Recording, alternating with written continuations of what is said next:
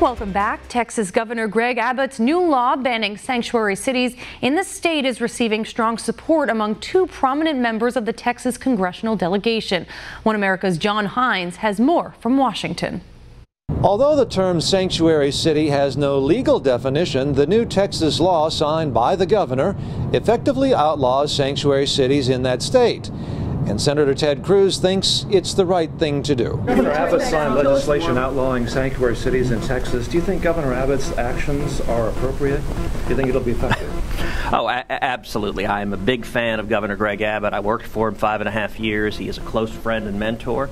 And I commend the state of Texas for leading on sanctuary cities. We should not have jurisdictions in our country that are defying federal immigration law and that are releasing violent criminal illegal aliens to commit further crimes in the communities. And I think Texas is doing the right things by leading on keeping our country safe. The new law may be an example of leading by keeping our country safe, and that, of course, includes keeping our local communities safe, says senior Texas Senator John Cornyn. It's unconscionable for local officials not to comply or at least cooperate with federal law enforcement authorities. That makes the communities less safe. Local officials not complying with the law is permitted in sanctuary cities, but that would end with the new Texas law, says Hans von Spakowski of the Heritage Foundation. If the sheriff arrests someone because they've been engaged in sexual assault or a burglary or a larceny,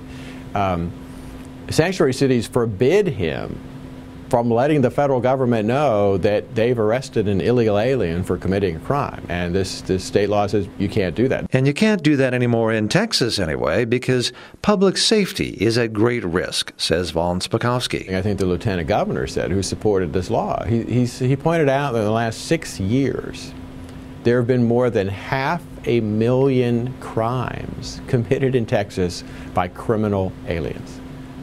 So the idea that you would not want to turn those people over to the Fed so they can get them out of the country, but would rather have them, once they've, for example, served a sentence, back in your community is just, that's reckless. This appears to be the first such state law in the nation, but with a backlash against sanctuary cities increasingly common, it seems unlikely to be the last.